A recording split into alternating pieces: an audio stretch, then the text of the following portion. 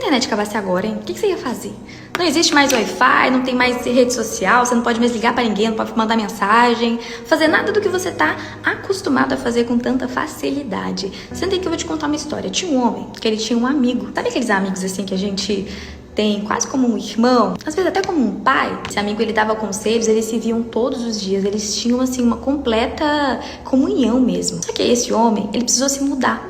Ele foi morar em outro lugar, que era mais distante, e ele não conseguia mais ver o amigo dele todos os dias. Eles não conseguiam nem se falar. Não tinha Wi-Fi, não tinha internet. Eles só se falavam quando ou alguém ia de um lugar para o outro e podia mandar recado, então era aquela conversa via telefone sem fio. Era muito sacrifício para poder falar um com o outro, não tinha mais aquela intimidade. Só que no lugar para onde o homem tinha se mudado, tinha uma torre. Era uma torre muito alta mesmo, assim. Imagina que isso aqui seria uma torre normal e a torre era tipo quase que o dobro do tamanho. E essa torre, ela poderia estabelecer um sinal de Wi-Fi. Só que o serviço seria demorado e seria de alto risco. Demoraria praticamente assim, tipo 3 dias para poder estabelecer esse sinal. E pra pessoa subir, assim, tinha que ter coragem, né? Trem altão, não tinha equipamentos necessários. Era humanamente impossível ele subir naquela torre para poder estabelecer esse sinal de internet. De repente, um dia de chuva, tava um trovão muito forte. Esse homem, ele decidiu sair da casa dele. E quando ele olhou pra torre, tinha um homem no meio da torre. Só que quando ele olhou direito, ele viu que quem tava na torre era o amigo dele. O amigo dele tinha ido até o lugar que ele morava para poder estabelecer o sinal de internet para eles se falarem todos os dias. Foram 3 dias de serviço, mas o amigo dele conseguiu descer. Gente, uma tarefa que era humanamente impossível de ser feita. Na hora que o amigo desceu, eles se abraçaram, colocaram o papo em dia e a partir daquele dia, eles nunca mais deixaram de se falar. Porque o amigo dele, na hora que desceu, deixou um telefone. E com esse telefone, ele podia ligar de chamada de vídeo, podia mandar mensagem, e todos os dias eles poderiam se falar de forma instantânea. O homem que estava na torre se chama Jesus Cristo.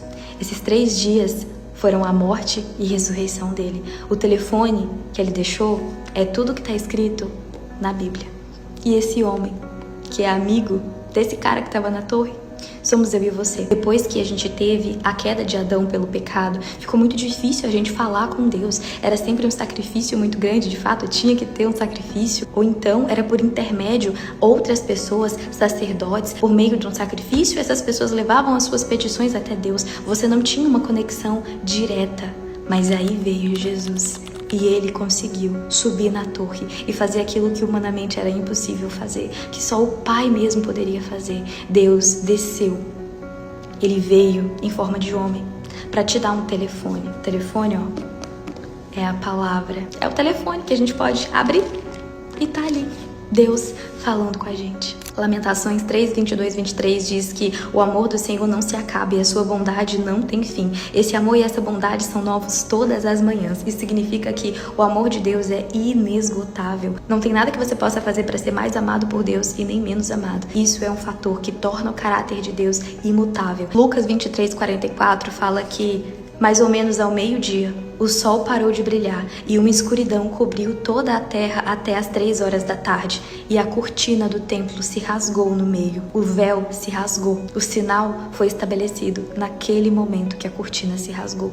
Ele subiu na torre, ele estabeleceu o sinal. A morte e ressurreição de Cristo, ela nos lembra e nos mostra que a gente tem um telefone disponível a qualquer momento para ligar para ele, para falar com ele. Romanos 3, 22 diz que todos pecaram e estão afastados da presença gloriosa de Deus, mas pela sua graça e sem exigir nada, Deus aceita a todos por meio de Jesus Cristo e os salva.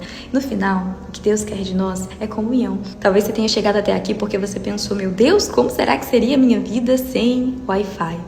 E olha, graças a Deus, você não precisa viver uma vida sem o Wi-Fi para conversar com quem você ama aqui na Terra, mas graças a Jesus, você também não precisa viver uma vida sem o telefone do céu, sem o Wi-Fi do céu, porque o sinal foi restabelecido. Então, nem precisa pensar, como é que seria a minha vida sem Wi-Fi? Pensa nisso não, você tem o Wi-Fi. Agora aproveita que você tem o Wi-Fi, que você tem o sinal, porque de nada adianta a gente ter um Wi-Fi na nossa casa, internet, se a gente não usa. É como se a gente não tivesse. Que aquilo que interfere o seu sinal, sabe aqueles negócios que cortam o sinal? Aquele trem que deixa o sinal mais fraco?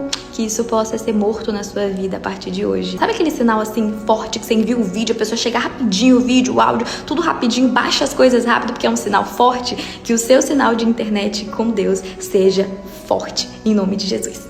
Beijo. Deus ama tanto este mundo que deu seu único filho para que todo aquele que nele crê não pereça, mas tenha a vida eterna. Eu abri um caminho para as pessoas acessarem esse reino. Neste mundo, ossos ainda vão se partir. Corações ainda vão se partir. Mas no final, a luz vai vencer as trevas. Não tem amor maior do que este. De alguém que dá a vida por seus amigos.